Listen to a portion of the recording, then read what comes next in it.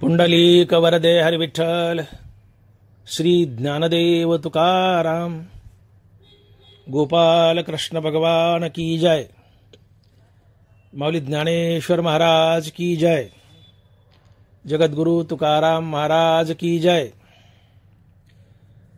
श्री संतांची या माथा चरणावरी साष्टांग हे करी दंडवत। विश्रांती पावलो सांभाळा उत्तरी, वाढले अंतरी प्रेमसुख। डवरली हे काया कृपेच्या ओरसे, नवे आनारीसे उद्धरलो। विश्रांती पावलो सांभाळा उत्तरी, वाढले अंतरी प्रेमसुख। तुका म्हणे मज न घडता सेवा, तुका म्हणे मज न घडता सेवा, पूर्व पुण्य ठेवा ओढवला। विश्रांती पावलो सांभाळा उत्तरी, वाढले अंतरी प्रेमसुख। प्रस्तुत कीर्तनरूपी सेवेसाठी निवडलेला अभंग जगद्गुरु श्री संत तुकाराम महाराज यांचा 4 चरणाचा आणि संतपर प्रकरणातील अभंग आहे। तुकोबराय म्हणतात, श्री संतांची या माथा चरणावरी साष्टांग हे करी दंडवत। श्री संतांची या माथा चरणावरी। महाराज म्हणतात, मी संतांच्या चरणावर माझा माथा टेकवला। मी संतांना साष्टांग दंडवत केला। का बर?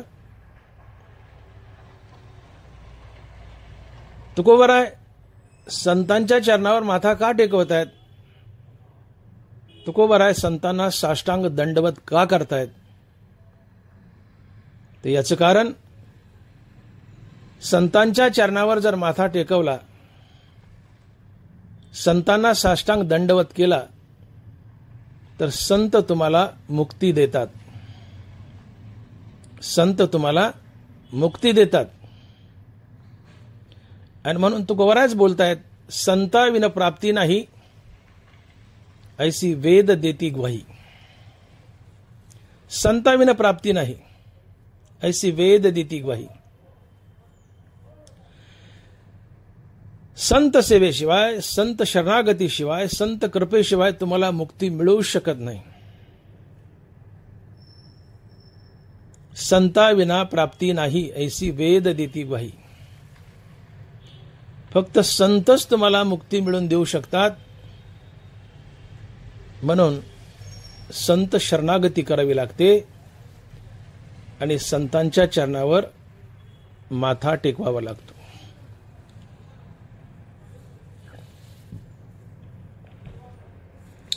अभंगाची सुरुवात तुकोबरांनी संत या शब्दापासून केली आहे। मग नेमकं संत कुणाला म्हणावं? आपल्याकडं जसं दगडागानीच विचूय, दगडागानीच विंचू, तसं आपल्याकडं दगडागानीच संत झालाय। 4 कीर्तनं 4 प्रवचनं केली की मनुष्य स्वतःला संत म्हणून घेतो आणि समाजही त्याला संत म्हणतो। हे कीर्तनकार प्रवचनकार हे संत नसतात, हे संत वाङ्मयाचे प्रचारक असतात। पुढे या कीर्तनकार प्रवचनकारातूनच संत जन्माला येतात। हे कीर्तनकार प्रवचनकारच पुढे संत बनतात। परंतु याचा अर्थ असा नाही की प्रत्येक कीर्तनकार आणि प्रत्येक प्रवचनकार हा संतच आहे। यातूनच पुढे संत जन्माला येतात। परंतु प्रत्येक कीर्तनकार प्रवचनकार संत नसतो। तर कीर्तनकार प्रवचनकार हे संत वाङ्मयाचे प्रचारक असतात।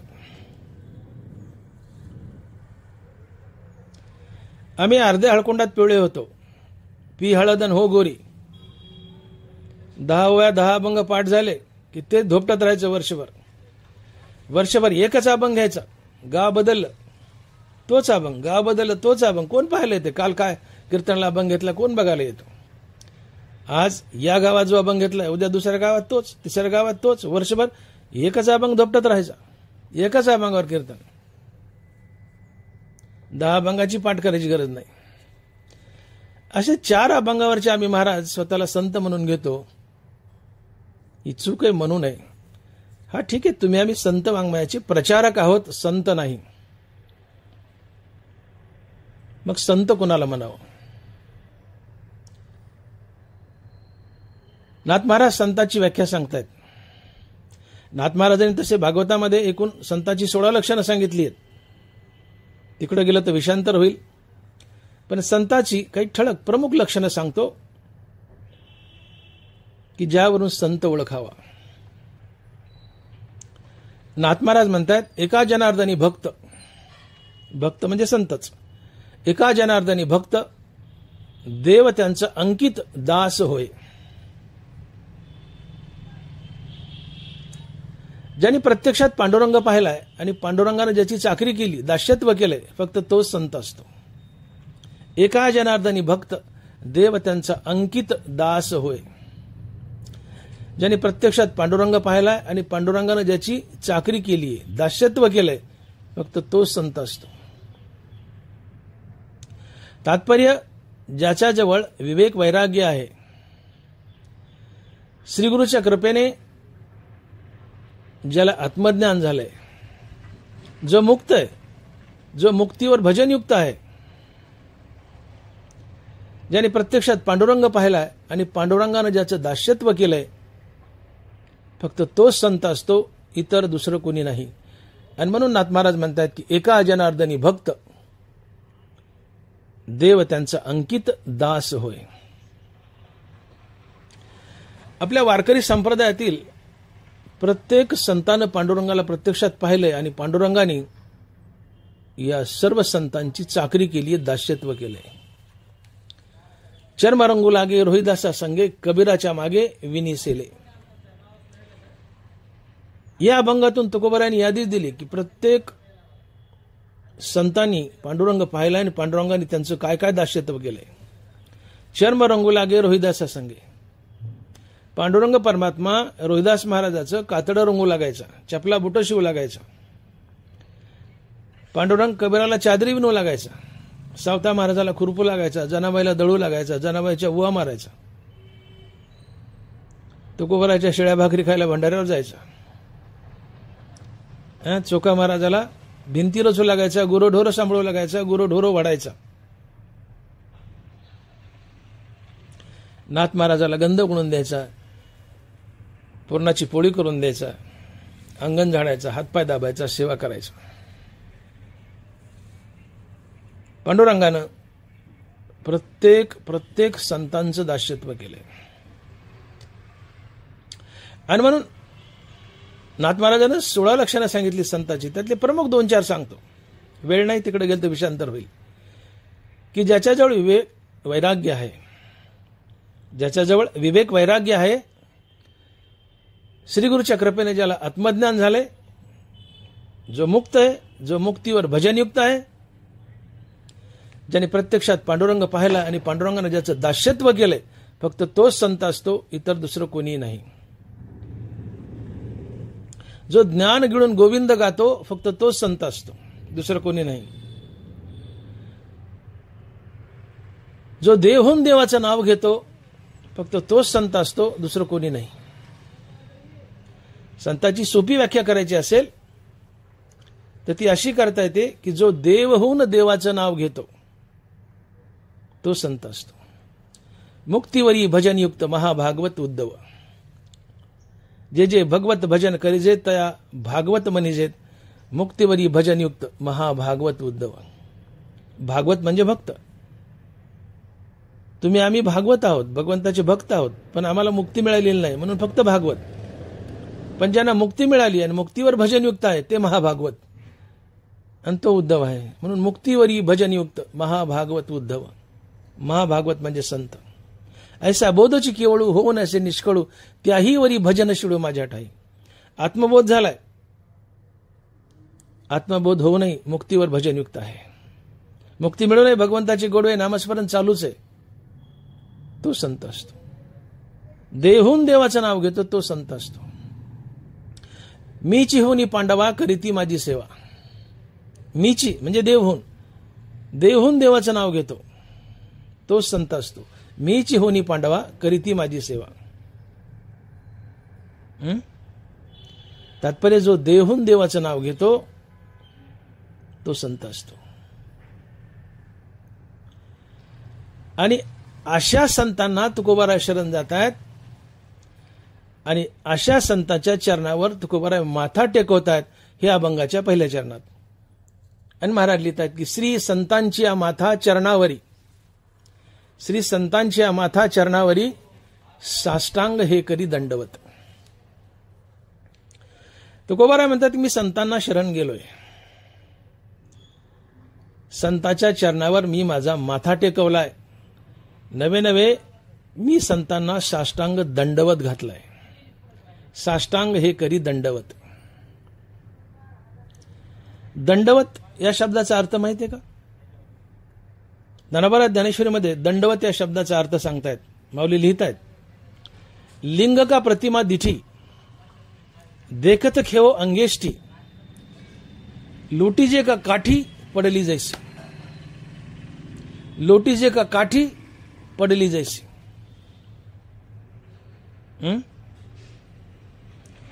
मग ते तर शंभू का श्रीहरी. तुमचं जे आराध्य आहे, उदाहरणार्थ तुम्ही पांडुरंगाच्या दर्शनाला गेलात किंवा संताच्या दर्शनाला गेलात, आपल्या हातात काठी, अशी उभी काठी धरली आहे, आपण हात सोडायचा, काठी बदकन सपशेल खाली पडती. उभी काठी हातातून सोडली की ती जशी बदकन जमिनीवर पडती, तसं काठीसारखं बदकन संताच्या अंगावर अंग टाकून द्यायचं, याला म्हणतात दंडवत. दंड म्हणजे काठी, काठी जशी पडते तसं आपण संताच्या पायावर बदकन पडणं हा दंडवत असतो. दंडवत म्हणजे काठीसारखं, काठीसारखं अंग टाकून द्यायचं संताच्या चरणावर, याला म्हणतात दंडवत. लोटीजे का काठी पडली जैसी. बरोबर आहे. महाराज म्हणतात मी संतांच्या चरणावर माझा माथा टेकवलाय, संतांना मी दंडवत घातलाय. का बर? संतांनाच दंडवत का, इतरांना का नाही? देवाला सुद्धा नाही, संतांनाच. श्री संतांच्या माथा चरणावरी. तुकोबाराय असं म्हणू शकले असते, श्री पांडुरंगाच्या माथा चरणावरी. इथं पांडुरंग नाही घातला, भगवान कृष्ण नाही घातला, संत घातले. श्री संतांच्या माथा चरणावरी. संतांच्या चरणावर माथा का, संतांना दंडवत का? याचं कारण संतांना दंडवत घालणं, संतांच्या चरणावर माथा टेकवणं म्हणजे ही संत शरणागती आहे, संत सेवा आहे. आणि संत शरणागती, संत सेवा केली तर आणि तरच तुम्हाला मोक्ष मिळतो, अन्यथा नाही. का? तर फक्त आणि फक्त संतच मुक्तिदाता आहे, दुसरं कोणी नाही. या जगात तुम्हाला फक्त संतच मुक्ती देऊ शकतो. आणि म्हणून संताची शरणागती, संत सेवा, संताच्या चरणावर माथा, संतांना दंडवत. संता विना प्राप्ती नाही, ऐसे वेद द्वेती गवाही. संता विना प्राप्ती नाही, ऐसे वेद देती गवाही. संतच मुक्ती मिळवून देऊ शकतात, जगात दुसरं कुणी नाही, फक्त संतच. या उभ्या जगात फक्त आणि फक्त संतच मुक्ती मिळवून देऊ शकतात, दुसरं कुणी नाही. आणि मुक्तीशिवाय जीवाचा उद्धार नाही, सोडमोकळ नाही. आणि म्हणून मुक्ती हवी तर संत शरणागती, संत सेवा करावीच लागते. संताच्या चरणावर माथा ठेवावाच लागतो, तरच मुक्ती मिळते, अन्यथा नाही.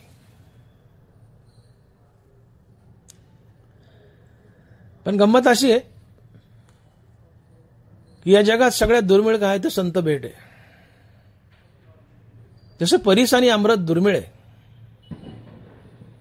भेटतं का परीस आणि अमृत? पुस्तकात गोष्टी वाचतो आपण, पण प्रत्यक्षात पाहायला मिळते का अमृत? परीस मिळतो का? नाही मिळत. परीस आणि अमृत जसं दुर्मिळ आहे, तशी संत भेटी ही दुर्मिळ आहे. या जगात 3 गोष्टी अतिशय दुर्मिळ आहेत. नंबर 1 मनुष्य जन्म. नंबर 2, मनुष्यजन्म मिळालाच तर त्या माणसाला परमार्थाची आवड निर्माण होणं. आणि नंबर 3, माणसाला परमार्थाची आवड निर्माण झालीच तर तो परमार्थ कडीला नेणारे संत भेटणं. या 3 गोष्टी या जगात अतिशय अतिशय दुर्मिळ आहेत. पहिली गोष्ट, मनुष्य देह अतिशय दुर्मिळ आहे. मनुष्य देह दुर्मिळ जाना, तुम्ही वासुदेव वासुदेव म्हणा. नाथ महाराज.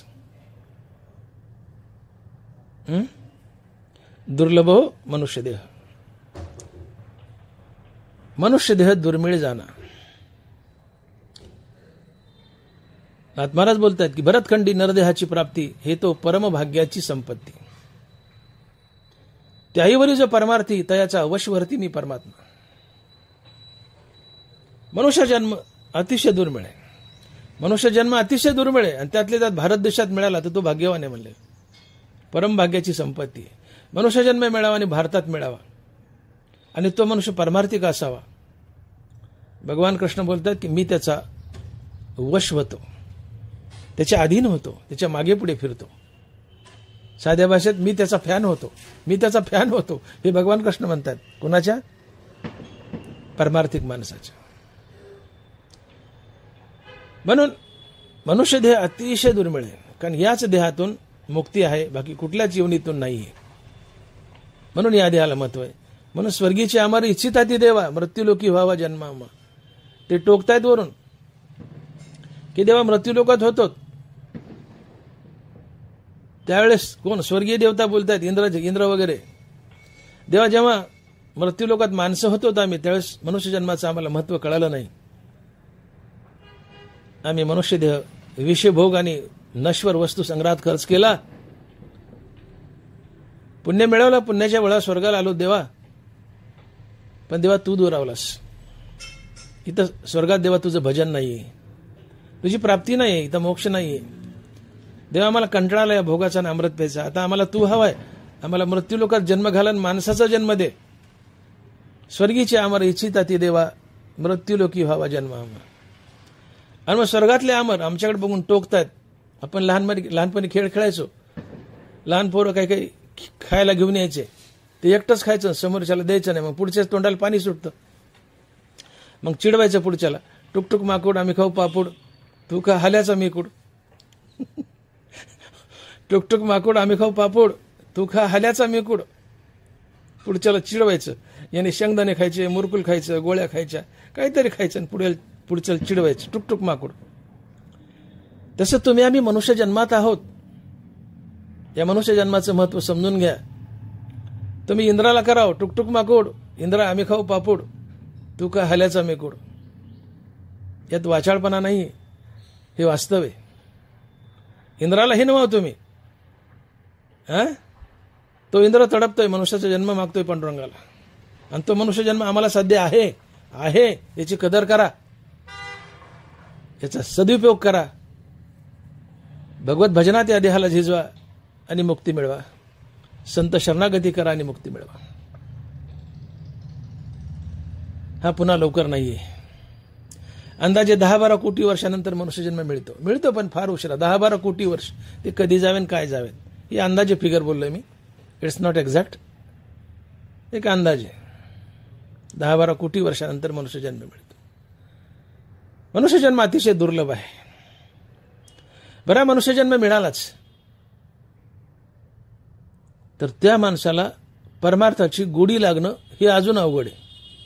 मनुष्यजन्मच अवघड आणि मिळालाच तर त्याला परमार्थाची गोडी निर्माण होणं हे अजून अवघड आहे. उद्धवानं फार सुंदर प्रश्न विचारला देवाला भागवतामध्ये. उद्धव म्हणतो, देवा ऐशी तुझी सुलभ भक्ती तरी आगवेची भक्ती का न करीती. ऐका नीट, भागवतात नाथ महाराज लिहितायत. उद्धव बोलतो देवाला, ऐशी तुझी सुलभ भक्ती तरी आगवेची भक्ती का न करीती. देव म्हणे भाग्याविन माझी भक्ती न घडे निश्चिती उद्धवा.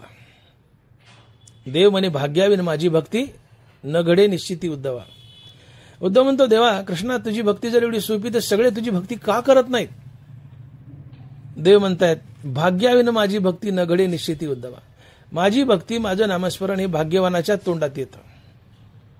पुण्यवानाच्या तोंडात येतं. देव म्हणे भाग्याविन माझी भक्ती न घडे निश्चिती उद्धवा. म्हणून मनुष्यजन्म अतिशय दुर्मिळ आहे, हुकून चुकून मिळालाय पण त्या माणसाला भगत भजनाची हरिनामाची गुढी निर्माण होत नाही, परमार्थाची गुढी निर्माण होत नाही. बरं, हुकून चुकून परमार्थाची गुढी झालीच तर त्याचा परमार्थ कडीला नेणारे संत त्याला लवकर भेटत नाहीत. का? तर जगात सगळ्यात दुर्मिळ काय तर संत आहेत.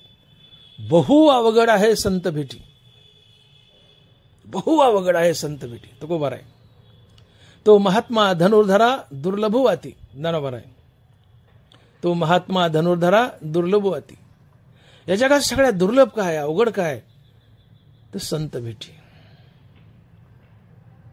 संत भेट लवकर होत नाही.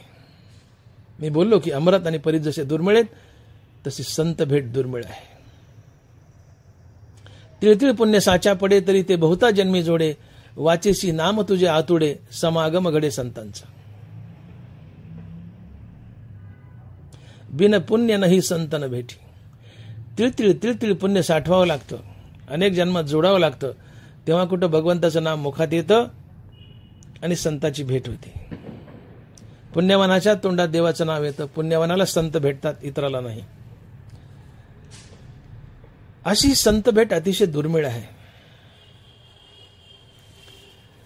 आणि अशा संतांच्या चरणावर तुकोबारायांनी माथा ठेवलाय, संतांना साष्टांग दंडवत केलाय आणि आपला उद्धार करून घेतलाय. का? तर संत मुक्ती देतात.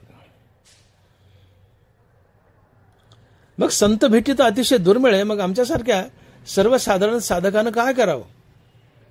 हे संत आणायचे कुठून? मग आमचा उद्धार होणारच नाही का? जरूर होईल. संत भेटतील. त्यासाठी काय करा? तुम्ही सदशिष्य बना, सदशिष्य बना. तुम्ही सदशिष्य बनले की सद्गुरू आपाप तुम्हाला शोधत येतो. तुकोबाराय बोलतात, माझ्या विठोबाचा कैसा प्रेम भाव, आपणची देव होय गुरु. तुम्ही सदशिष्य बना. विठोबा परमात्मा दयाळू आहे. तो सद्गुरूचं संताचं रूप धरतो, तुम्हाला येऊन भेटतो. अहम ब्रह्मास्मी या महावाक्याचं श्रवण करून तुम्हाला मुक्त करतो. तुम्ही संत भेटीची सद्गुरूची काळजी करू नका. तुम्ही सदशिष्य बना. सद्गुरू तुम्हाला शोधत येईल. ज्ञानोबराय साक्ष देत आहेत. ऐशी कर्म संवेदशा होय ते तर विदेशा, मग श्रीगुरु आपेसा भेटेची गा. हे वाक्य ऐका, श्रीगुरु आपेसा भेटेची गा.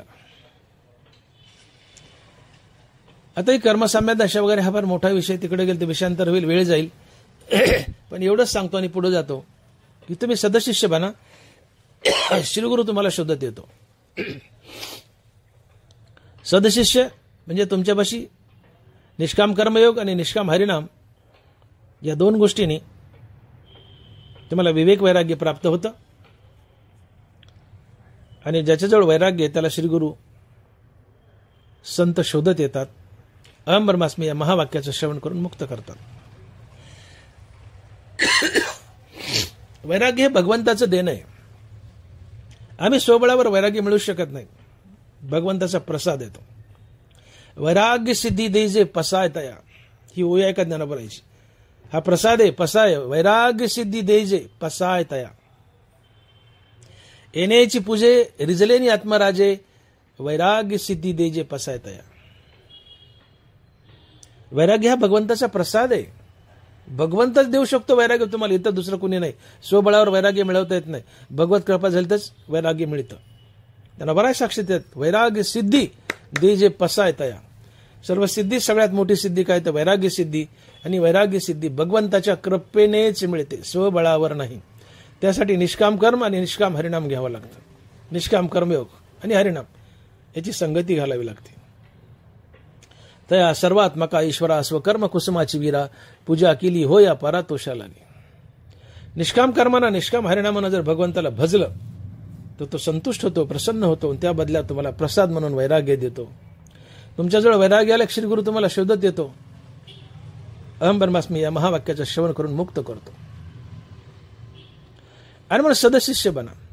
आता कर्मसंवेद दशा मी सोडून देतो, पुढे चालतो. निष्काम कर्म करा, निष्काम हरिनाम घ्या, तुम्ही सदशिष्य बनाल. सद्गुरू शोधतील. का येऊनी फळाचा घडू, पारुशली केळीची वाडू, श्रीगुरु भेटोनी करी पाडू बुभुत्सू जैसा. श्रीगुरु भेटोनी करी पाडू बुभुत्सू जैसा. श्रीगुरु स्वतः येऊन तुम्हाला भेटतो. श्रीगुरु अपेसा भेटेची गा. तुम्ही सदशिष्य बना. श्रीगुरु आपाप येतो आणि भेटतो.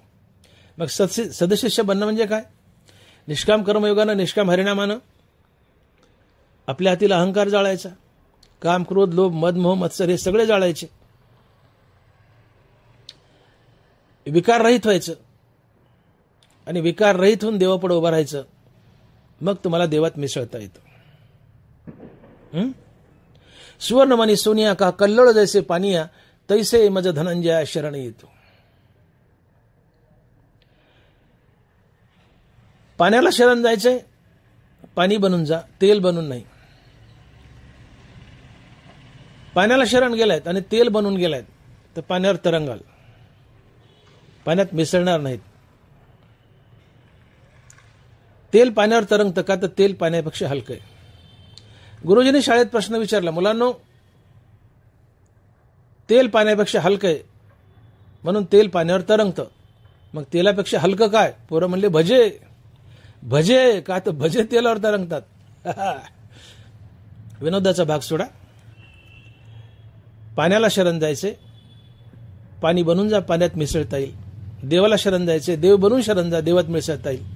मग देव कसा आहे? निर्विकारी आहे, अहंकार शून्य आहे. काम, क्रोध, लोभ, मद, मोह, मत्सर हे विकार देवाजवळ नाही. देव विकार रहित आहे. विकार टाका, अहंकार टाका. निष्काम कर्मयोग, निष्काम हरिनामानं अहंकार मारा. राम म्हणता काम क्रोधाचे धन, होय अभिमान देशधडी. रामनामानं अभिमान देशधडीला पळून जातो, कामक्रोध मरतात. तुम्ही निर्विकारी होता, देव निर्विकारी आहे. मग निर्विकारी होऊन देवापुढे उभा राहा, निर्विकारी देवात मिसळता येतो. हनुमान ज्ञानमाला लिहितात की स्वर्णमणी सोनिया का कल्लोळ जैसे पानिया, तैसे मज धनंजया शरण येतो. शुद्ध सोन्याला शरण जायचं, शुद्ध सोनं बनून जावं. पाण्याला शरण जायचे, पाणी बनून जावं. देवाला शरण जायचे, देव बनून जावं. देवात मिसळता येतं. जनावरांनी झापले आम्हाला आणि जीवितवेची अशीचे आणि मजही क्षण रेगीजे, धिग्ग या बोली न लजे प्रज्ञा केवी. बाहुली म्हणतात तुमच्या बुद्धीला काही लाज वाटत नाही का? जीवरूपात आहात, मनुष्य रूपात आहात, अहंकारात बद्ध आहात, काम, क्रोध, लोभ, मद, मोह, मत्सर यात बद्ध आहात आणि मला शरण निघालात आणि माझ्यात मिसळायचं म्हणतात. तुमच्या बुद्धीला लाज वाटत नाही का? म्हणले कसं मिसळता येईल? धिग्ग या बोली न लजे प्रज्ञा केवी. तुमच्या बुद्धीला लाज वाटत नाही का? किंवा सरळ सरळ तुम्हाला लाज वाटत नाही का? म्हणले विकारानं बुजबुज झाले आणि मला शरण निघालात, कसं मिसळता येईल माझ्यात? हे विकार टाका, निर्विकारी व्हा, म्हणजे तुम्ही देव झाले. देवहून देवापुढे उभं राहा, मग देवात मिसळता येतं. आणि देवहून निर्विकारी होऊन, अर्थात देवहून देवापुढे उभं राहणं, याला म्हणायचं सदशिष्य बनणं. आणि असा सदशिष्य बनलात की सद्गुरू तुम्हाला शोधत येतो, संत तुम्हाला शोधत येतो. तुम्हाला संताची शोधण्याची गरज नाही. आणि असा संत आला रे आला की मग काय? श्री संताच्या माथा चरणावरी साष्टांगे करी दंडवत. संत तुम्हाला शोधत आला, सद्गुरू तुम्हाला शोधत आला. सद्गुरू म्हणजे संत, सद्गुरू म्हणजे श्रीगुरू, एकच आहे. संत, श्रीगुरू, सद्गुरू एकाच अर्थ शब्द आहेत. फक्त संतच श्रीगुरू असतो, सद्गुरू असतो. पण संत तुम्हाला शोधत आला म्हणजे सद्गुरूच आला, श्रीगुरू आला. मग असा संत श्रीगुरू तुम्हाला शोधत आला रे आला, मग काय करायचं? साष्टांग हे करी दंडवत. काठीसारखं अंग टाकून द्यायचं त्याच्या पायावर, चरणावर माथा टेकवायचा. एवढ्यावर भागत नाही. मग या संताची सेवा करायची. नुसतं माथा टेकून भागत नाही, पुढे सेवा करायची. माथा टेकवणं, दंडवत करणं हा प्रारंभ आहे. पण संताची सेवा यातून पुढे अर्थबोध घ्यायचा. आपण संताची सेवा करायची. आता संत सेवा करणे म्हणजे काय? संत आपल्या सेवेने प्रसन्न होतात. मग संत सेवा म्हणजे काय? पुष्कळ असं घडतं. संत सेवा या शब्दाचा अर्थ मी असा घेतो, आपल्याकडे बरंचसं फॅड आहे. एक ग्रुप असतो व्हॉट्सअपवर, एखादा सो कॉल्ड संत असतो, महाराजच असतो, त्याला म्हणत असतात संत. संत नाही पण म्हणत असतात संत, सो कॉल्ड महाराज आडनावाचा. तो महाराज ज्याला ते संत समजतात, तो महाराज आला व्हॉट्सअपवर मेसेज जातो 400-500 लोकांना, भरभर भरभर भरभर मावळासारखे सगळे गोळा होतात आणि जे तुटून पडतात त्या महाराजाच्या अंगावर कचा कचा कचा कचा दाबतात त्याला. पाय, पिंढऱ्या, पाठ, टिंगर, मान, डोकं कचा कचा कचा दाबून त्याचा खिळखिळा करतात, खिळखिळा करतात त्या महाराजाचा. आणि लोक म्हणतात केली आम्ही संत सेवा. ठीक आहे, हे सेवेचं अंग असेल एक छोटं मोठं, महाराजाला कचा कचा दाबणं, पण एवढी संत सेवा नसते. खरी संत सेवा काय? तर संत म्हणतो माझ्या शिष्याने ज्ञानेश्वरी आणि गाथेच्या तत्वावर वागणं ही संत सेवा आहे. श्रीगुरु म्हणतो, संत म्हणतो जो मला माझा शिष्य शरण आलाय, संत म्हणतो माझी खरी सेवा काय? तर तुम्ही ज्ञानेश्वरी आणि गाथेच्या तत्वावर वागा, हीच माझी खरी सेवा आहे. ज्ञानेश्वरी आत्मसात करणं आणि ग्रंथोपजीवी ज्ञानेश्वरीच्या तत्वावर वागणं हीच खरी संत सेवा आहे. आणि मग ते ज्ञान पैगा बरवे जरी मनी हाती आणावे तरी संताया भजावे सर्वस्वेसी. ज्ञान हवंय ना, जे मुक्ती देतं ते ज्ञान हवंय, संताया भजावे सर्वस्वेसी. मग त्यात ते संताचे हातपाय दाबणं बी आलं, पण त्यात कचा कचा नको, हलक्या हाताने आणि एकानेच फक्त 50 जणांनी तुटून पडायचं नाही. संतांचे हातपाय दाबा हलक्या हाताने, पायाची मालिश करा, तेल चोळा, त्यांचं अंगण झाडा, पाणी भरा, लाकडं आणा, सरपण आणा, गॅस आणा, काय आणायचं तर स्वयंपाक करा, संताला जीव घाला, त्यांचं ताट उचला, धुवून काढा, घासून घ्या, जिथं कुठं असेल तिथून पाणी भरा, गंध ओढून द्या, पूजेचं ताट भरून द्या. संताला जे जे हवंय जीवन जगण्यासाठी ते सगळं करा. जे श्रीखंडाने नाथ महाराजच्या घरी केलं, अर्थात भगवान कृष्णाला श्रीखंडाच्या रूपात नाथ महाराजच्या घरी केलं, ते सगळं करा. ही संत सेवा आहे. तरी संता या भजावे सर्वस्वेसी, भजावे आणि सर्वस्वेसी, भजायचं आणि सर्वस्वेसी, सर्वतोपरी, मग ते तुम्हाला ज्ञान देतात.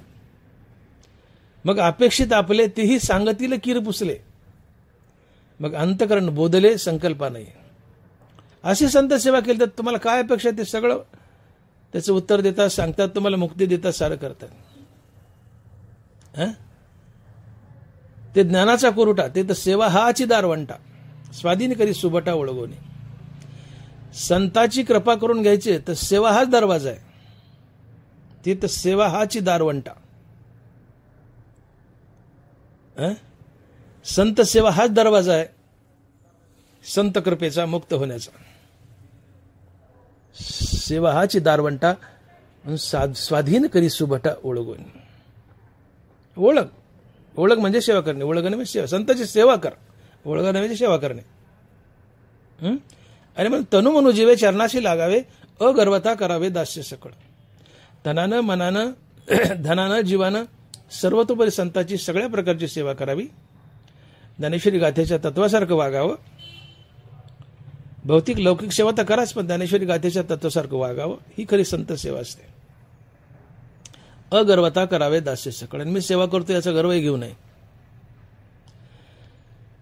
आणि मग महाराज म्हणतात की संतांच्या चरणावर मस्तक ठेवा, त्यांना साष्टांग दंडवत करा.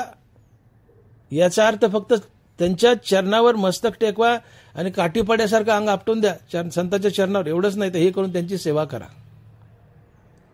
धनभरांनी 4 ओव्यात जे सांगितलं की ते ज्ञान पैगा बरवे जरी मनी हाती आणावे तरी संता या भजावे सर्वस्वेसी. धनभराज बोलतात त्या 4 ओव्या धनभराच्या. सर्वस्वानं तनोमनो जीवानं संतांना भजा, त्यांची सेवा करा, सगळं करा. घरातलं काम मी बोलून गेलो, काय करा, सगळं करा. बरी संत सेवा का करावी? संतांची सेवा का करावी? याचं उत्तर असं आहे की फक्त संतच मोक्ष देऊ शकतात, इतर दुसरं कोणीच नाही. आणि म्हणून संत सेवा करावी. का? तर मोक्ष मिळवण्यासाठी आत्मज्ञान लागतं आणि ते आत्मज्ञान फक्त आणि फक्त संतापाशीच असतं, इतर दुसरं कोणापाशी नाही. भगवंतापाशी आहे पण भगवंत त्याचा प्रयोग करत नाहीत. ते डिपार्टमेंट, ते खातं संतांकडे दिलंय आत्मज्ञानाचं. आणि म्हणून या जगात फक्त संतापाशी आत्मज्ञान आहे आणि आत्मज्ञानाशिवाय मोक्ष नाहीये. आणि मग मोक्ष हवाय तर आत्मज्ञान लागतं आणि हे आत्मज्ञान फक्त संतच देऊ शकतात. म्हणून संतांची सेवा करायची, त्यांना प्रसन्न करून घ्यायचं. आत्मज्ञाने चोखडी संत जे माझी रूपडी, ते तर दृष्टी पडो आवडी कामिनी जैसी. आत्मज्ञानानं चोख असलेले संत, त्यांच्यावर कशी दृष्टी पडू दे. ननवरा लिहित आहेत, एखादी सुंदर तरुण देखणी गुरीपान मुलगी, नजर थांबत नाही. कामिनी म्हणजे सुंदर देखणी तरुण मुलगी. सुंदर देखण्या गुऱ्यापान तरुण मुलीवर तुमची जशी नजर पडते, तुम्ही जशी तिला निहाळता, टक लावून पाहता, तसं संतांना निहाळा, टक लावून पहा. अर्थात तन मन जीवाने संत शरणागती करा, तन मन जीवाने संतांची सेवा करा. का तर संतापाशी आत्मज्ञान आहे आणि आत्मज्ञानाशिवाय मोक्ष नाही. ज्ञाने विना मोक्ष नाही हा सिद्धांत वेद बोले हात उभारोनी, नामदेव महाराज. आणि म्हणून संत सेवा, संत शरणागती करायची, म्हणून संतांच्या चरणावर माथा ठेवायचा. जो पीएचडी आहे तोच इतरांना पीएचडी देऊ शकतो. पीएचडी झालेला मनुष्य पीएचडी साठी आपला गाईड असतो. किंवा जो एमएसएमडी आहे मेडिकल फॅकल्टीमध्ये, एमबीबीएस पुढे एमएसएमडी असतो. जसं आता मी एमएस आहे, डोळ्यामध्ये एमएस आहे, मी एमबीबीएस एमएस आहे. डॉक्टर भागवत मोठे नेत्रतज्ञ बीड, मी एमएस आहे. उदाहरणार्थ मी कॉलेजमध्ये प्राध्यापक आहे, तर मी एमएस आहे म्हणून माझ्या हाताखाली पीजी करणारे जे मुलं असतात त्यांचा मी गाईड असेल. मी गाईड आहे, मी फक्त एमबीबीएस असेल आणि माझ्याकडे मुलगा एमएस करायला आला तर मी पात्र नाहीये. मी पात्र नाहीये. माझ्याकडे मुलगा एमएस करायला आलाय, माझ्याकडे मुलगा एमएस करायला आला तर अगोदर मी एमएस असावं लागतो, तर मी गाईड होण्यास पात्र आहे आणि त्या समोरच्याला एमएस देऊ शकतो. म्हणून एमएस झालेला मनुष्य समोरच्याला एमएस देऊ शकतो, एमडी झालेला समोरच्याला एमडी देऊ शकतो, पीएचडी झालेला समोरच्याला पीएचडी देऊ शकतो. तसं ज्याच्याजवळ आत्मज्ञान आहे तोच फक्त समोरच्याला आत्मज्ञान देऊ शकतो, इतर दुसरं कोणी नाही. आणि आत्मज्ञानी या जगात फक्त आणि फक्त संत आहेत. आणि आत्मज्ञानाशिवाय तर मोक्ष नाही. आणि म्हणून हे आत्मज्ञान संतांकडून घ्यायचंय आणि मुक्ती मिळवायची, म्हणून संत शरणागती करायची, संत सेवा करायची, त्यांच्या चरणावर मस्तक ठेवायचे आणि त्यांना दंडवत करायचं. आणि मग श्री संतांच्या माथा चरणावरी साष्टांग हे करी दंडवत. गंमत अशी झाली आहे की आपलंच आत्मस्वरूप आपल्या शरीरात कुठंतरी हरपलंय. संत आपल्याला ते आत्मस्वरूप दाखवतो. हरपले आपण पे पावे, संता ते पाहता गिवसावे, म्हणून वानावे ऐकावे तेची सदा. आपलं आत्मस्वरूप, आपला मोक्ष आपल्या शरीरात कुठतरी हरपलाय. आम्हाला मोक्ष जन्मताच प्राप्त आहे, आत्मज्ञान जन्मताच प्राप्त आहे, परंतु ते आपल्या शरीरात कुठेतरी हरपलंय. ते आम्हाला सापडत नाही, तर संत ते सापडून देतात. ही संताची परमार्थात प्रमुख भूमिका असते. प्रमुख भूमिका असते. एक बाई होती, अचानक तिच्या नाकातली नथ गळाली आणि ती तिच्याच मंगळसूत्रात येऊन अडकली. नाकातली नथ गळाली, हरपली हरपली हरपली, सारं घर शोधलं, नथ काही सापडेना. ती बाई आपल्या ननंदेकडे गेली, म्हणली वहिंस माझी नथच हरपली, कुठं दिसली का सांगा तरी. आता ननंदेने तिच्यावर नजर मारली, भाऊजी तर तिच्याच मंगळसूत्रात अडकलेली दिसली. म्हणली वहिनी इकडे, धरलं वहिनीच्या दंडाला, नेली आरशापुढं, कपाटाच्या आरशापुढं नेली, कपाटापुढं. म्हणली वहिनी बघावर आता. वहिनी म्हणते बाई बाई बाई बाई बाई बाई बाई माझ्याच मंगळसूत्रात अडकली, माझ्याच मंगळसूत्रात अडकली. इथं काय केलं? ननंदेने भाऊजाईला तिचीच नथ तिच्या मंगळसूत्रात अडकलेली दाखवून दिली. तसं संत आमच्या शरीरात आमचंच हरपलेलं आत्मस्वरूप आम्हाला दाखवून देतात आणि मुक्ती मिळवून देतात. हा संताचा मुख्य रोल असतो मोक्ष देण्यामध्ये. आणि म्हणून दनबार आले जातात की हरपले आपण पे पावे, ते संता ते पाहता गिवंसावे, म्हणून वानावे ऐकावे तेची सदा. म्हणून वानावे ऐकावे तेची सदा.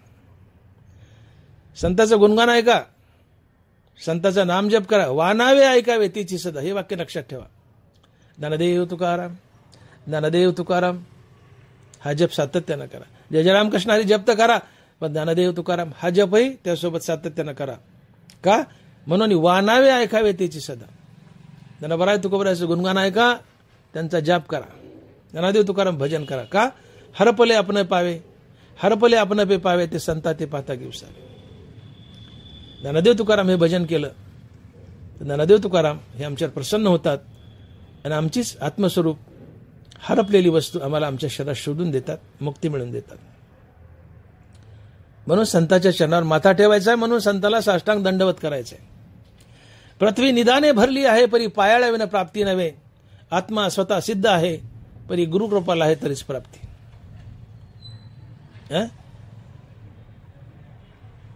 पृथ्वी निधाने भरली आहे. या पृथ्वीमध्ये सगळं सगळं सगळं गबाळ, पण ते शोधण्यासाठी पायाळू लागतो. तसं आमच्या शरीरात आमचं आत्मज्ञान भरलंय, आमच्या शरीरात आमचं आत्मज्ञान मोक्ष भरलाय, पण हा मोक्ष हे आत्मज्ञान शोधून देण्यासाठी संत लागतो. तिथं पायाळ लागतो, इथं संत लागतो. आणि म्हणून मंत्र तंत्र उपदेशिते घरोघरी गुरु आहेत आयते परी शिष्या ते मिळवी सदवस्तू ते तया ते श्रीकृष्ण गुरु माने. ह्या चाचू मॅचू संसारिक गोष्टी सांगणारे, हे तंत्र मंत्र सांगणारे, संसार कसा करावा या गोष्टी सांगणारा गुरु असतो. आई मुलाला काही गोष्टी घरात शिकवते, भाऊ शिकवतात, बहिणी वडील सगळे शिकवतात. संसारिक वस्तूचं ज्ञान जो देतो तो गुरु असतो, परंतु शिष्याला जो मुक्ती मिळवून देतो तो श्रीगुरु असतो. आणि म्हणून जो स्वतः मुक्त आहे आणि शिष्याला मुक्ती मिळवून देतो फक्त तो श्रीगुरु असतो, तो सद्गुरु असतो आणि तो संत असतो. संतच श्रीगुरु आणि सद्गुरु असतो, इतर दुसरं कोणी नाही. मग शिष्या ते मिळवी सद्वस्तू ते तया ते श्रीकृष्ण श्रीगुरु माने. जो आपल्या भक्ताला मुक्ती मिळवून देतो, स्वतः मुक्त आहे भक्ताला मुक्ती मिळवून देतो, तो श्रीगुरु असतो, तो संत असतो. आणि असा संत अतिशय दुर्मिळ आहे. जो मुक्ती मिळवून देतो असा संत अतिशय दुर्मिळ आहे. परंतु तुम्ही सदशिष्य बना, सदशिष्य बना. सद्गुरु संत तुम्हाला शोधत येतील आणि तुम्हाला मुक्ती मिळवून देतील. आणि संत मुक्ती मिळवून देतात एवढ्या करताच संत मुक्ती मिळवून देतात. म्हणून आम्हाला संताच्या चरणावर माथा ठेवायचा आहे, आम्हाला संताला साष्टांग दंडवत करायचा आहे. आणि ही मुक्ती एकदा मिळाली नाही मिळाली की आमचा जीव विश्रांती पावतो. हे अभंगाच्या दुसऱ्या चरणात. आणि महाराज लिहितायत की विश्रांती पावलो सांभाळा उत्तरी, विश्रांती पावलो सांभाळा उत्तरी, वाढले अंतरी प्रेमसुख. विश्रांती पावलो सांभाळा उत्तरी. विश्रांती, विश्रांती या शब्दाचा सरळ अर्थ होतो मोक्ष. विश्रांती म्हणजे मोक्षच. जोपर्यंत मोक्ष नाही तोपर्यंत तुम्हाला विश्रांती मिळू शकत नाही. हो, नवरा लिहितात का श्लोकाक्षर द्राक्षलता मांडव झाली आहे गीता. तसे संसार पथ श्रांता विसवावर. श्लोकाक्षर द्राक्षलता मांडव झाली आहे गीता, संसार पथ श्रांता विसवावया. संसार पथ श्रांता, संसार पथ संसाराचा रस्ता. संसाराच्या रस्त्यावर चालताना अर्थात संसार करताना तुम्ही दमाल, कष्टाल, शिनाल, भागाल, श्रांत व्हाल म्हणजे दमाल, शिनाल, कष्टाल, दमाल. तुम्ही दमलायत संसार करून करून, मग तुम्हाला विश्रांती हवी आहे. तर माऊली म्हणतात माझ्या ज्ञानेश्वरी रूपी मांडवाखाली येऊन बस. तिथे तुला पूर्ण विश्रांती मिळेल, अर्थात तुला मुक्ती मिळेल. माझी ज्ञानेश्वरी तुला मुक्त देईल, माझी ज्ञानेश्वरी तुला मुक्ती देईल. श्लोकाक्षर द्राक्षलता मांडव झाली आहे गीता. गीता ज्ञानेश्वरी हा एक मांडव आहे. या ज्ञानेश्वरीच्या गीतेच्या मांडवाखाली येऊन बसलं तर तुम्हाला पूर्ण विश्रांती मिळते, अर्थात मुक्ती मिळते. म्हणून संसारात दमलेल्या कष्टलेल्या लोकांना ज्ञानोबाराय सांगतात की या माझ्या ज्ञानेश्वरीकडे, माझी ज्ञानेश्वरी वाचा, ती आत्मसात करा, तसं वागा, ती ऐका, ती तुम्हाला मुक्ती देईल. तिथं तुम्हाला पूर्ण विश्रांती मिळेल. संसार पथ श्रांता विसवावया, विसवावया आणि विश्रांती एकच आहे. संसार करताना तुम्ही दमलाय, शिनलात, भागलात, तुम्हाला विश्रांती हवी, अर्थात मुक्ती हवी, या माझ्या ज्ञानेश्वरीच्या सावलीला बसा, तुम्हाला मी मुक्ती देईल. का श्लोका अक्षर द्राक्षलता मांडव झाली आहे गीता, संसार पथ श्रांता विसवावया. ही विश्रांती हा मोक्ष आहे. तुकोबाराय बोलतायत, आता निश्चिंतीने पावलो विसावा, खुंटलिया धावा तृष्णेची. आता निश्चिंतीने पावलो विसावा, खुंटलिया धावा तृष्णेची. माझी तृष्णा गेली, माझी तृष्णा खुंटली, म्हणून मी निश्चिंतीने विसावा पावलो, म्हणून मी निश्चिंतीने विसावा पावलो. जोपर्यंत माझी तृष्णा बलवान आहे तोपर्यंत मला विसावा नाही, विश्रांती नाहीये. पण माझी तृष्णा थांबली आहे, अर्थात माझ्या इच्छा मेल्या. मी निरीच्छ झालो, मी निरीच्छ झालो. आणि निरीच्छ होणं ही विरक्ती असते, आणि निरीच्छ होणं हेच वैराग्य असतं. आणि या वैराग्यानं देव भेटतो, अर्थात मुक्ती भेटते. हनुमंत ज्ञानोबाराय लिहित आहेत की ते हे विषय वैराग्य जे आत्मलाभाचे भाग्य याने ब्रह्मानंदा योग्य जीव होती. ते हे विषय वैराग्य जे आत्मलाभाचे भाग्य याने ब्रह्मानंदा योग्य जीव होते. वैराग्यानं देव भेटतो.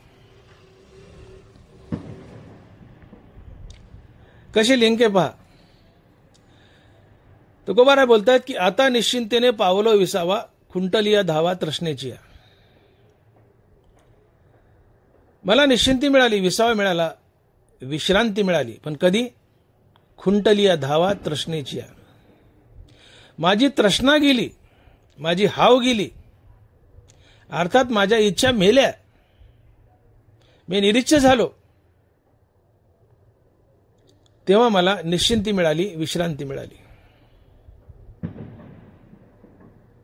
आणि मग या तृष्णा जाणं, इच्छा मरणं, निरीच्छ होणं हेच वैराग्य असतं. आणि वैराग्यानं देव भेटतो. ते हे विषय वैराग्य जे आत्मलाभाचे भाग्य याने ब्रह्मानंदा योग्य जीव होते. म्हणून इच्छा मारा. इच्छा तृष्णा अतिशय घातक असतात. बळावलेल्या इच्छा म्हणजे तृष्णा, बळावलेली इच्छा म्हणजेच वासना.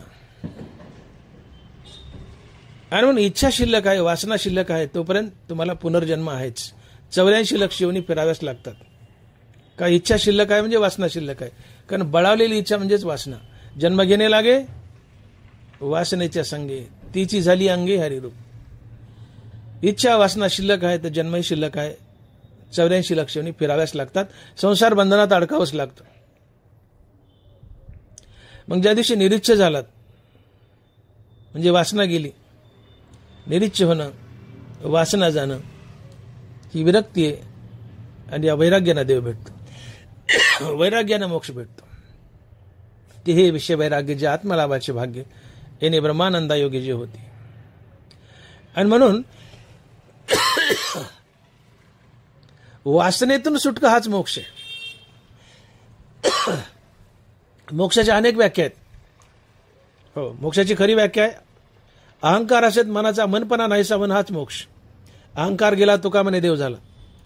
अहंकार असेल मनाचा, मनपणा नाहीसा मन हाच मोक्ष.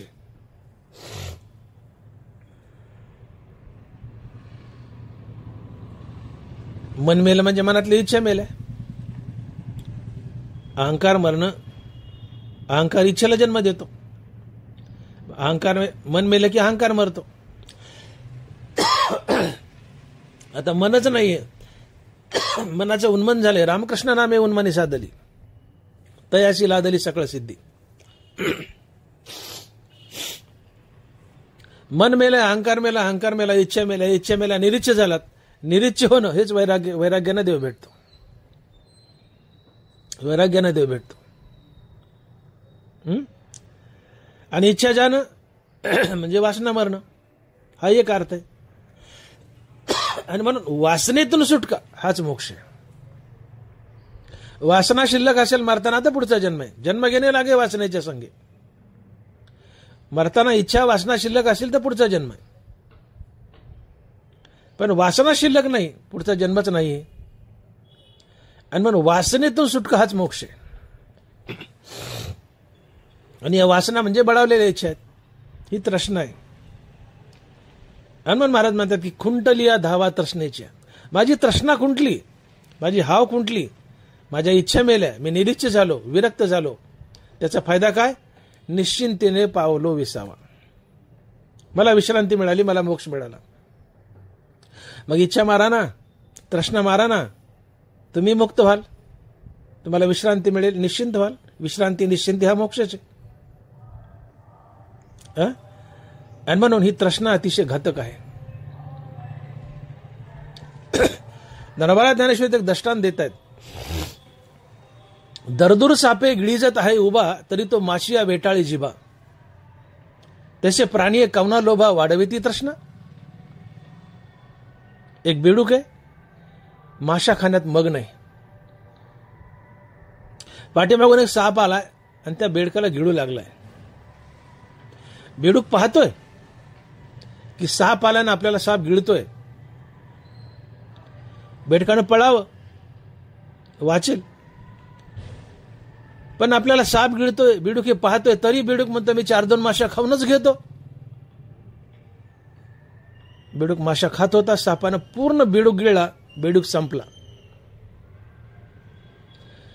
तसं आम्ही काळाच्या तोंडात पडलं. देह तवासे पडले काळाचे तोंडी. आम्ही काळानं जबडा फाकलाय, वासरलाय आणि त्या काळाच्या जबड्यात आम्ही पडलोय. काळानं जबडा बंद केला, आम्ही संपतो. सापानं जबडा बंद केला, बेडूक संपला. काळानं जबडा बंद केला, आम्ही संपतो. बेडूक म्हणतो 2-4 माशा खाऊन घेतो, साप बेडकाला गिळतो, बेडूक संपतो. आम्ही म्हणतो 10-5 कोटी कमवून घेतो, काळ जबडा बंद करतो, आम्ही संपतो. त्या बेडकासारखी गत होती आमची. का? तर बेडकाची तृष्णा बेडकाला मारते, तशी आमची धनाची तृष्णा आम्हाला मारते. तैसे प्राणी कवना लोभा वाढवी ती तृष्णा. अरे वा, कशा करता? का तृष्णा वाढवता? तुम्ही काळाच्या तोंडात पडलेत. कधी काळ तुम्हाला ओढून नेल, मारेल, पता नाही. मग हे धन कशा करता? धन मिळवले कोटी, संगे नैरे लंगोटी. कमराचा करदोडा कापून घेतात, लंगोटी जळून जाती. मग कशा करता तृष्णा? ही हाव कशा करता? हे का कळत नाही आम्हाला? अविवेकाची काजळी. याचं कारण काय? अविवेकाची काजळी. विवेक जागा नाही म्हणून आम्हाला कळत नाही. विवेकाला काजळी आली, अविवेकाची काजळी आहे. म्हणून तृष्णा मारा, हाव मारा, इच्छा मारा, विश्रांती मिळेल, अर्थात मुक्त व्हाल.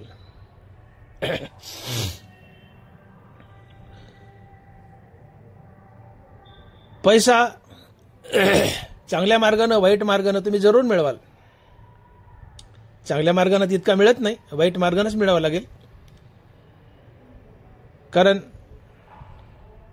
गडगंज संपत्ती अर्थात पैशाचं झाड हे सहसा पापाच्या भूमीवरच उगवतं. माझं वाक्य नीट लक्षात ठेवा.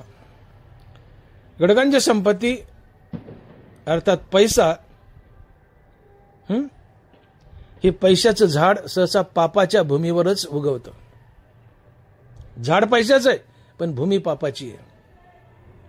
अर्थात गडगंज श्रीमंती ही सहसा हरामखोरीनंच मिळवलेली असते. हरामखोरीनंच, ती कष्टाची आणि इमानदारची नसतेच. का? तर पैशाचं झाड पापाच्या भूमीवर उगवतं. तुम्ही लबाडीनं चांगल्या मार्गानं पैसा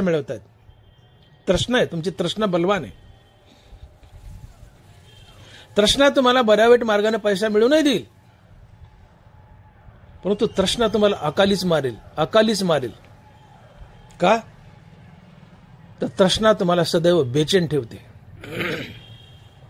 जितक्या तृष्णा इच्छा बलवान तितकं इच्छेच्या मागे मन धावतं. मनात कुठली इच्छा उठली की मन त्या इच्छेच्या पाठीमागे धावतं आणि इच्छापूर्ती होत नाही तोपर्यंत हे मन हृदयस्त्रामापासून तुटलेलं असतं, बहिर्मुख धावतं. इच्छापूर्ती होत नाही तोपर्यंत ते तडपतं, बेचैन अस्थिर असतं. आणि मनाची बेचैनी, तडप, अस्थिरता हेच दुःख असतं. या इच्छा, ही मनाची तडप तुम्हाला सदैव टेन्स ठेवतील, स्ट्रेस खाली ठेवतील, बेचैन करतील. आणि बेचैनी एक ना एक दिवस तुम्हाला घातक ठरेल. हार्ट अटॅक आलेला जरूर मारेल. बेचैनी तुम्हाला, जे हार्ट अटॅकने मरतात ते सहसा बेचैनच असतात. बेचैनच हार्ट अटॅकने मरतात. अदरवाईज सायलेंट लाईफ असेल तर तुम्हाला हार्ट अटॅक येतच नाही सहसा. अपवाद सोडून द्या. तुम्ही सायलेंट लाईफ जगले, स्ट्रेसलेस, सहसा तुम्हाला हार्ट अटॅक येतच नाही. हार्ट अटॅक त्यालाच येतो one who is under pressure, one who is under stress. याची तृष्णा बलवाने, हाव बलवाने, तक तक तक तक मरमर, इतर रोग जत्राला जाऊ, ही हाव तुम्हाला मारते. तृष्णा बलवान असतील तर तुमचे सिम्पॅथेटिक स्टिम्युलेशन, त्यातून कॅटेकोलामाइन्स, ॲड्रेनालिन, नॉरॲड्रेनालिन, त्यामुळे वासस्पाझम, हार्टला ब्लड सप्लाय कमी, दणकन हार्ट अटॅक, राम नाम सते, खटकन मेले तुम्ही. किंवा हिमिप्लिजिया, अर्धांगवायू, नस तुटून, बीपी वाढतो. या ॲड्रेनालिनमुळे, स्ट्रेसमुळे ॲड्रेनालिन, स्ट्रेसमुळे सिम्पॅथेटिक स्टिम्युलेशन, त्यातून ॲड्रेनालिन, वासस्पाझम, वेसल रप्चर होतात, रक्तवाहिन्या फाटतात, मेंदूची नस फाटली, रक्ताची गाठ होते, अर्धांगवायू. वासस्पाझम आहे, हृदयाला ब्लड सप्लाय कमी पडला, दणकन हार्ट अटॅक, मरावं लागतं. डोळे जातात, किडन्या जातात. म्हणून स्ट्रेस घातक आहे, तृष्णा घातक आहे, वासना घातक आहे. याला मारा, निश्चिंत व्हाल, विश्रांती पावाल. म्हणून मी बोललो की तृष्णा तुम्हाला बऱ्या वाईट मार्गाने पैसा मिळूनही देईल, पण तुम्हाला अकालीच मारेल. ही तृष्णा अकालीच मारेल या स्ट्रेसमुळे, बेचैनीमुळे. म्हणून कमी पैसा मिळून जास्त दिवस जगावं का जास्त पैसा मिळून तृष्णेमुळे लवकर मरावं, कोणतं अधिक फायद्याचं आहे तुम्हीच ठरवा आणि मला कळवा. मला तर वाटतं कमी पैसा मिळून जास्त दिवस जगावं हे जास्त फायद्याचं आहे. थोडं करावं आपल्यासाठी, जास्त करावं लोकांसाठी. जास्त केलं तर शेवटी कोल्या कुत्र्याची धन होते, आपल्या कामी येत नाही. म्हणून थोडं करावं आपल्यासाठी, जास्त करावं ते लोकांसाठी. म्हणून तृष्णा टाळा, हाव टाळा, अन्यथा त्या बेडकासारखी गत होईल. तृष्णेमुळे बेडूक मेला, सापानं गिळला. तृष्णेमुळे आम्ही मरतो, काळ आम्हाला गिळतो. तृष्णा टाळा. तुकोबारा हीच गोष्ट सांगतायत की आता निश्चिंतीने पावलं विसावा, खुंटलिया धावा तृष्णेची. मला निश्चिंती नव्हती, मला विसावा नव्हता, मला मोक्षही नव्हता. का? तर माझी तृष्णा बलवान होती, माझ्या इच्छा बलवान होत्या, माझ्या वासना बलवान होत्या. पण आता भगवत भक्तीने, हरिनामाने, निष्काम कर्मयोगाने माझी तृष्णा मेली, माझ्या इच्छा मेल्या, वासना मेल्या, मी निरीच्छ झालो. निरीच्छ होणं हे वैराग्य असतं. आणि वैराग्याने सद्गुरू येऊन भेटला, संत येऊन भेटला, मी त्याच्या चरणावर मस्तक ठेवलं आणि त्याने मला मुक्ती दिली. आणि म्हणून श्री संताच्या माथा चरणावरी साष्टांग हे करी दंडवत, साष्टांग हे करी दंडवत. आणि म्हणून इच्छा मारा, रामनामाने इच्छा मारतात. नामे होय जे विरक्त, नामे निर्मळ होय चित्त, नामे साधे गुणातीत, नामे निर्मुक्त भवपाश. नामे होय जे विरक्त, नामाने विवेक वैराग्य येतं. नामाने इच्छा मारतात, इच्छा मरणं हेच वैराग्य आहे. हो, विषय भोग मरणं, इच्छा मरणं हेच वैराग्य असतं. निरीच्छ होणं हेच वैराग्य असतं. एका हरिनामाशिवाय कशाचीच आवड शिल्लक न राहणं हे वैराग्य आहे. मग इच्छा आहे म्हणून आवड आहे, इच्छाच मेला तर कशाचीच आवड नाही, फक्त हरिनामाची आवड आहे. आणि मग फक्त हरिनामाची आवड, बाकी कशाची आवड नाही, हेच वैराग्य आहे. अर्थात इच्छा मरण हे वैराग्याचे किंवा हेच वैराग्य आहे. निरीच्छता. तृष्णा गेली, हाव गेली, वासना गेल्या, मी निरीच्छ झालो, विरक्ती आली, त्यांना मुक्ती मिळाली श्रीगुरूच्या कृपेने आणि मी निश्चिंत झालो, मला विश्रांती मिळाली. आणि तुकोबार हेच सांगतात की मला विश्रांती मिळाली, विश्रांती पावलो सांभाळा उत्तरी. ही विश्रांती हा मोक्षच आहे. आणि मग जोपर्यंत मोक्ष नाही तोपर्यंत तुम्हाला विश्रांतीच नाहीये. विश्रांतीच नाही. काय विश्रांती? चित्ताची एक अविचल अवस्था ही विश्रांती आहे. चित्ताची एक अविचल अवस्था ही विश्रांती आहे. हे समाधान आहे. ही विश्रांती, हे समाधान फक्त संतांनाच लाभतं, ज्ञानी पुरुषाला लाभतं, इतर कुणालाही नाही. आणि म्हणून समाधानाची व्याख्या सांगताना दनबारा लिहितात की गुरु तेथ ज्ञान, ज्ञानी आत्मदर्शन, दर्शनी समाधान अति जैसे. दर्शनी समाधान अति जैसे. गुरुमुळे ज्ञान, जिथं ज्ञान तिथं आत्मदर्शन, जिथं आत्मदर्शन तिथं समाधान, अर्थात जिथं मुक्ती आहे तिथं समाधान. अर्थात ज्ञानी पुरुष, मुक्त पुरुषच समाधानी असतो, दुसरं कुणी नाही. आणि संत ज्ञानी असतो, संत मुक्त असतो.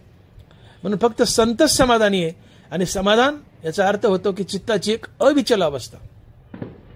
ही पृथ्वीवरून जाऊन तो वर आकाश कोसळो, आत्मस्वरूपापासून चित्त यत्किंचितही न ढळू देणं, हे समाधान आहे. हे चित्ताची एकाग्रता आहे, चित्ताची एक अविचल अवस्था आहे. हे समाधान आहे, ही विश्रांती आहे. आणि हे मला मिळाले, ही विश्रांती मला मिळाली का? तर मी संताच्या चरणावर माथा ठेवलाय आणि संतानं मला मुक्त केलंय, म्हणून मला विश्रांती मिळाली. म्हणून मोक्ष म्हणजेच विश्रांती, विश्रांती म्हणजेच मोक्ष. कारण मोक्षाशिवाय तुम्हाला परिपूर्ण विश्रांती मिळू शकत नाही. तुमचा सोस जिवंत असतो. सोस करीसी वाया, भजमाना पंढरी राया. मोक्ष नाही तो पण तुमचा सोस चालू असतो, आटापिटा चालू असतो. हाव असते, हा सोस म्हणजे हावच आहे. सोस करीसी वाया, भजमाना पंढरी राया. मग सोसच करायचा तर हरिनामाचं कारण येणे सोसे मन झाले हाव बरी. हाव असू द्या पण इच्छेचे नाही, धनाचे नाही, हाव असू द्या, हरिनामाचे असू द्या. सोस करीसी वाया, भजमाना पंढरी राया. ती सोस नको, व्यर्थ सोस नको, दंदौलतीची. पंढरायाला भजनाची, हरिनामाची सोस असावी. ती सोस मारते, बिमार पाडते. कोणती? धनाची, नाना प्रकारच्या वस्तूची इच्छा. ती सोस, ती गलिच्छे. सोस करीची वाया, ती व्यर्थ सोस आहे, ती हाव व्यर्थ आहे. मग पंढरायाला भज ना, सोसच करायचा तर येणे सोसे मन झाले हाव बरी. भगवंताच्या नामाचा सोस असावा, वस्तूचा सोस नसावा.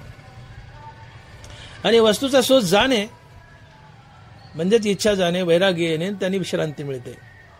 आणि मग आता निश्चिंतीने पावलं विसावा, कुंटलिया धावा तृष्णेची.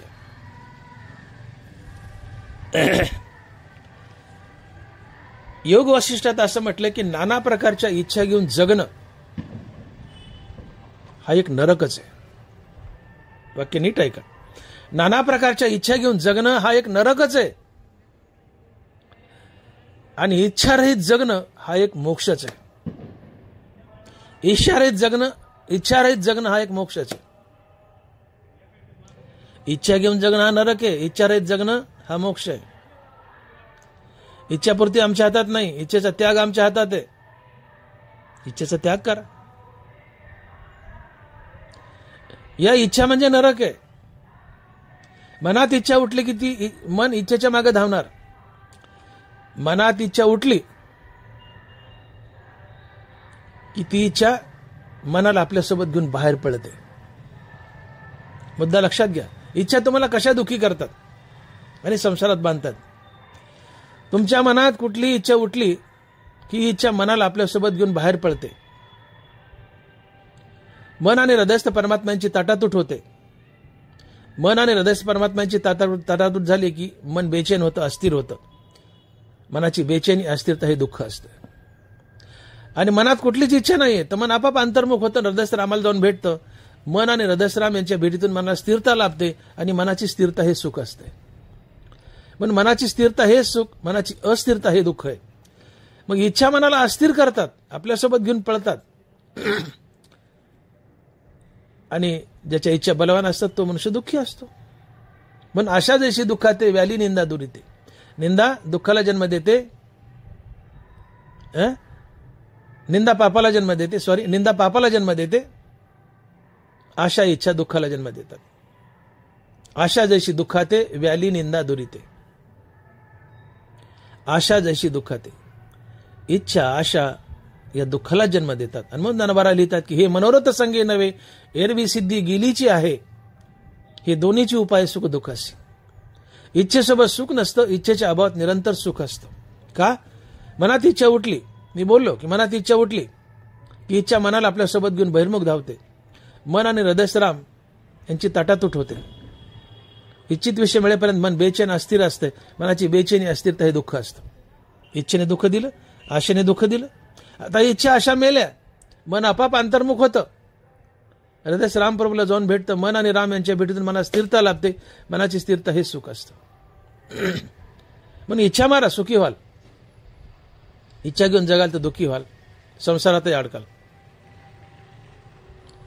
आणि म्हणून तुकोबारा या चरणात अतिशय महत्वाचं चरण, या चरणातून सांगतायत की आता निश्चिंतेने पावलो विसावा, खुंटलिया धावा तृष्णेची. मला विसावा मिळाला, मला विश्रांती मिळाली, मला मुक्ती मिळाली. का? तर तृष्णा गेली, तृष्णा खुंटली, तृष्णा गेली. अर्थात इच्छा मेल्या, मी निरीच्छ झालो. निरीच्छ होणे वैराग्य असतं. वैराग्य आलं की सद्गुरू येतो, संत येतो, भेटतो. त्याच्या चरणांना आम्ही मस्तक ठेवायचं, त्याची सेवा करायची, तो मुक्ती देतो. मुक्ती हाच विसावा असतो, मुक्ती हीच विश्रांती असते. ती विश्रांती मला पावली आहे. आणि म्हणून दुसऱ्या चरणात महाराज लिहितात की विश्रांती पावलो सांभाळा उत्तरी. विश्रांती पावलो सांभाळा उत्तरी. संताच्या चरणावर मी माथा ठेवलाय, संतांना साष्टांग दंडवत घातलाय, संत सेवा केली, म्हणून मला मुक्ती मिळाली. मुक्ती हाच विसावा आहे, मुक्ती हीच विश्रांती आहे. ती विश्रांती मला मिळाली आहे, मी समाधानी आहे. विश्रांती हे समाधान असते. श्रांत आणि विश्रांत. श्रांत म्हणजे दुःखी दमलेला, विश्रांत म्हणजे दुःख रहित, सुख दुःखातीत आत्मानंद भोगतो. चित्ताला एक स्थिर अवस्था प्राप्त झालेली, चित्ताची एक अविचल अवस्था, चित्ताची एक अविचल अवस्था म्हणजे विश्रांती. ती मला मिळाली संत कृपेने, संत सेवेने, संत नमस्काराने. आता मी संत बनलोय, मुक्त झालोय, संत बनलोय, मुक्तीवर भजन युक्त आहे. हे संतांनो, मी संत बनलोय, आता तुम्ही मला सांभाळा. आता इथं प्रश्न उभा राहतो की तुकोबारा संत झाले तर संतांना म्हणतात की मला सांभाळा, सांभाळा उत्तरी. का बरं? तुकोबारा तर संत बनलेत ना, किंवा किंवा कोणताही मनुष्य संत बनलाय तो दुसऱ्या संताला का विनंती करतो की मला इथून पुढे सांभाळा, सांभाळा उत्तरी, म्हणजे राहिलेल्या आयुष्यात मला सांभाळून न्या. याचं कारण असं असतंय की संतालाही सतसंगतीत वावरावं लागतं. तुकोबाराज बोलले की ढेकणाच्या संगे हिरा जो भंगला, कुसंगे नाडाला साधू तैसा. एखादा साधू कुसंगतीत गेला तर तो असाधू बनतो. डवळ्या शेजारी पवळ्या बांधला, वान नाही पण गुण लावला.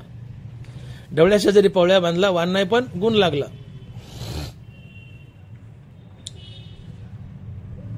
बैशता चोरापाशी तैसीच होय बुद्धी, पाहताच चिंदी धावे मन. तुम्ही चोरासोबत बसलात, उठलात, फिरलात, तुमची बुद्धी चोरासारखी होते, चोरण्याची वासना जागी होते. फाटका चिंदूक, घाणेरडं मळालेलं फाटका चिंदूक दिसलं ते उचलावं असं वाटतं. बैसता चोरापाशी तैसीच होय बुद्धी, पाहताच चिंदी धावे मन. फाटका चिंदूक उचलावं वाटतं. का? संगती चोराची. तसं तुकोबाराय म्हणतात की मी आता संत झालोय, पण वाईटाच्या संगतीत गेलो तर माझं संत पण भंगेल, मी वाईट वागेल. म्हणून संतो मला तुमची संगती द्या, मला सांभाळा. म्हणून गाथेमध्ये तुकोबारांनी जागोजाग संत संगती मागितली आहे. देव मागितलाच नाही. न लगे मुक्ती आणि संपदा, ही मुक्ती म्हणजे देव आहे. न लगे मुक्ती आणि संपदा, देवा तू नको, तुझी संपत्ती नको. मग काय? संत संग देई सदा. संत संगतीमध्ये भजन आहे, रामनाम आहे. रामनाम सगळ्यात महान आहे. मुक्तीवरी भजन युक्त महाभागवत उद्धव. रामनाम मागितले, भक्ती मागितली, भजन मागितले. देव नाही मागितला, संपत्ती नाही. न लगे मुक्ती आणि संपदा संत संग देई सदा. देवाला तुकोबाराने संत संगती मागितली. पहिला फायदा संत संगतीने भजन घडतं. भजन भक्ती हा पाचवा पुरुषार्थ, चौपुरुषार्थ श्री भक्ती जैसी. देवाच्या नामाचे गोडवे गाता येतात, निरंतर आनंदात समाधानात राहता येतं. हा सतसंगतीचा फायदा, संत संगतीचा. आणि संत संगतीत वावरल्यानं मनुष्याला विकार शिवू शकत नाही. मनुष्य जरी संत असला आणि कुसंगतीत गेला तर तो बिघडू शकतो. एखादा मनुष्य संत आहे पण 10 डॉल्बीचे लग्न अटेंड केले, तिथलं झकपाक हायपाय वातावरण पाहून साधू असाधू बनू शकतो. पण एखादा गलिच्छ मनुष्य 10 अंत्ययात्रेला गेला तर तो असाधू आहे पण साधू बनू शकतो. 10 अंत्ययात्रा अटेंड केला तर तिथलं वैराग्य पाहून. गलिच्छ मनुष्य 10 अंत्ययात्रा अटेंड केल्यात तो असाधू आहे, साधू बनू शकतो. पण साधू 10 लग्नात गेला डिंगडॉंग, साधू असाधू बनू शकतो. परिणाम संगतीचा. म्हणून सांभाळा उत्तरी. मी आता साधू झालोय, संत झालोय, तरी मला सतसंगती हवी आहे. साधूलाही सतसंगतीची, संत संगतीची गरज आहे, अन्यथा साधू असाधू बनू शकतो. डेकनाच्या संगे हिरा भंगाला, कुसंगे नाडाला साधू तैसा. हे वाक्य ऐका, कुसंगे नाडाला साधू तैसा. साधू कुसंगतीत गेला की नाडला जातो, साधू तो भंगतो.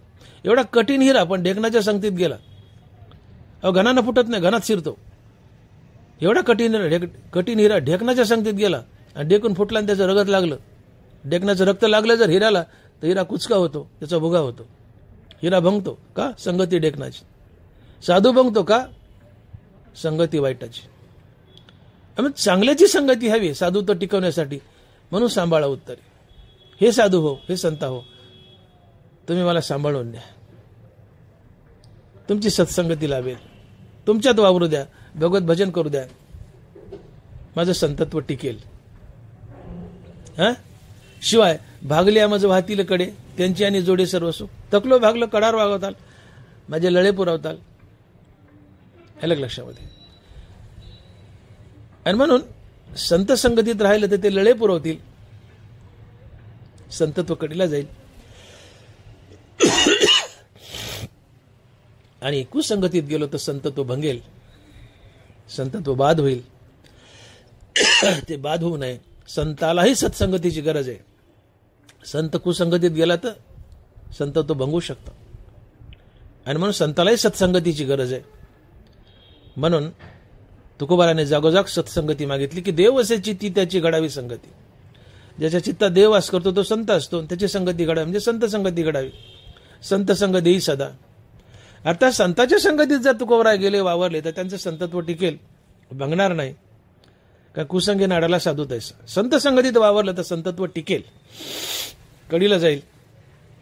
म्हणून सत्संगती, संत संगती मागितली. आणि यालाच म्हणतात सांभाळा उत्तरी. संत तुम्ही मुक्ती दिली, पण ही मुक्ती टिकण्यासाठी मला आयुष्यभर सत्संगती द्या, संत संगती द्या, म्हणजे संतत्व टिकेल. आणि यालाच तुकोबारा म्हणतात की सांभाळा उत्तरी. आता मोक्षोत्तर आयुष्यात मला सांभाळा, माझं संतत्व टिकेल, सांभाळा उत्तरी. म्हणून तुकोबारायांनी सांभाळा उत्तरी म्हटलंय. अर्थात सतसंगती मागितली आहे, संत संगती मागितली आहे.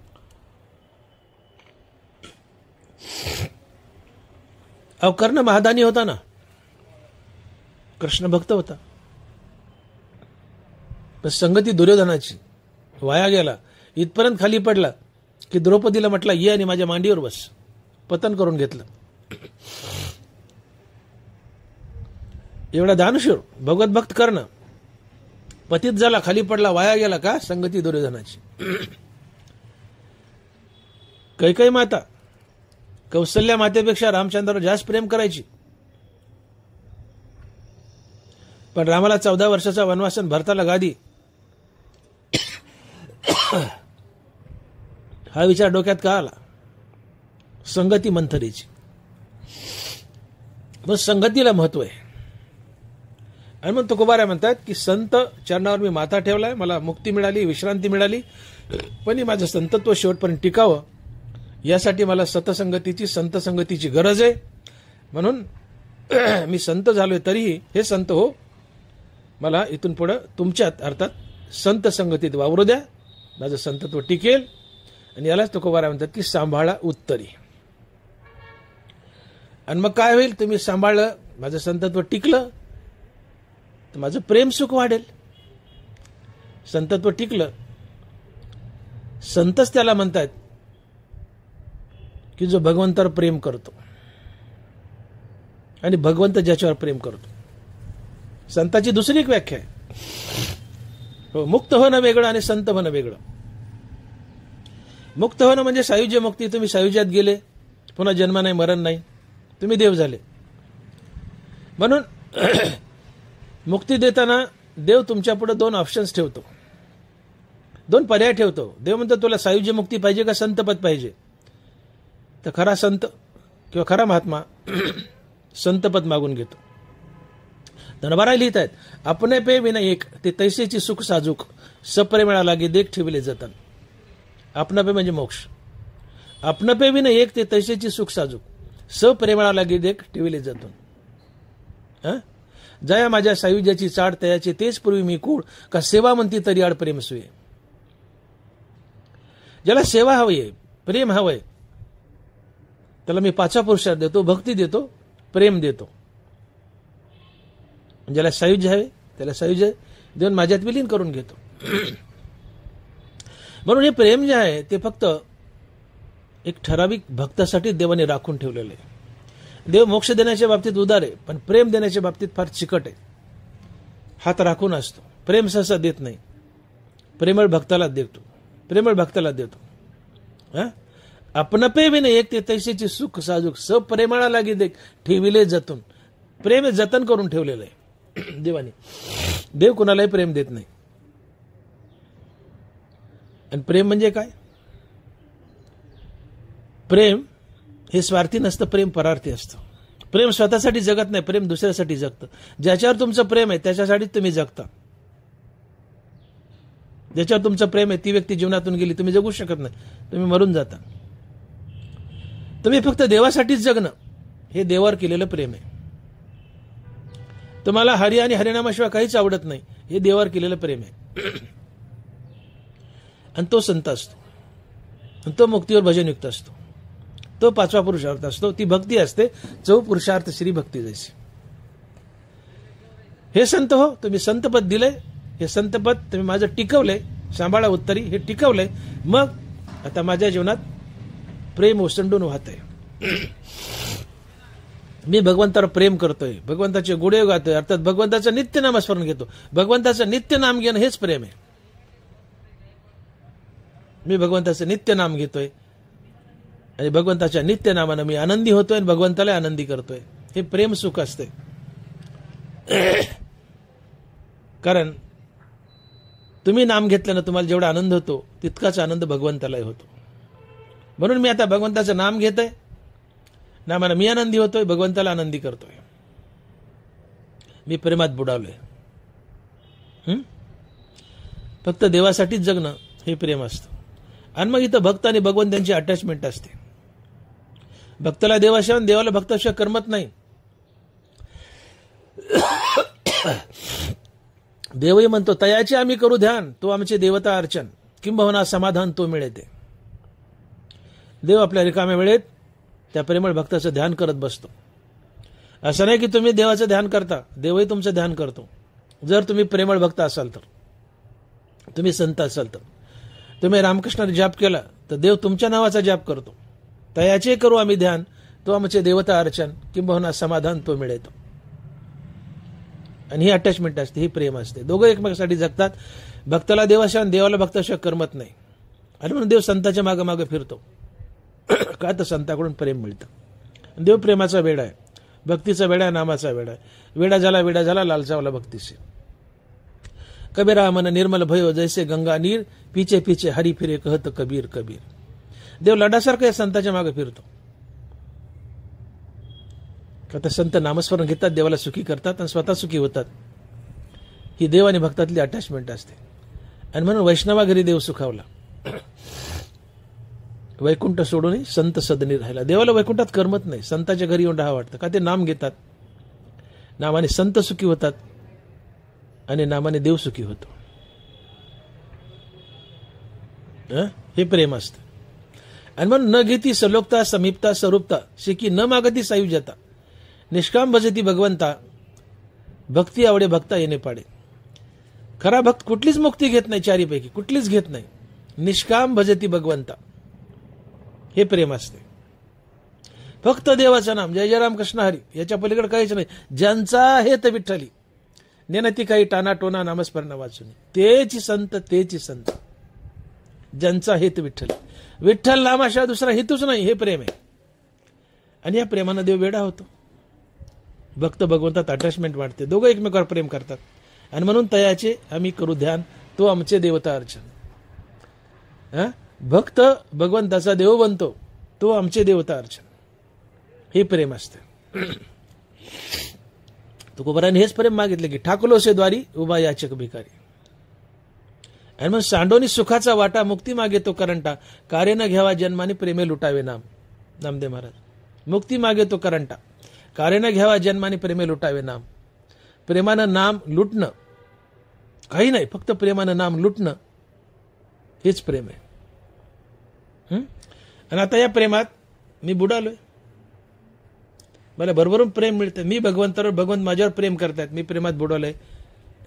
माझ्या अंतःकरणात भगवंताविषयी प्रेम वाढले. त्याने मला प्रेम सुख मिळते, आत्मसुख मिळते, आनंद सुख मिळते, ब्रह्मरस मिळतोय वगैरे वगैरे सगळे आले यामध्ये. आणि मग या प्रेम सुखानं काय फायदा होतो हे अभंगाच्या 3ऱ्या चरणात महाराज सांगतायत आणि म्हणतात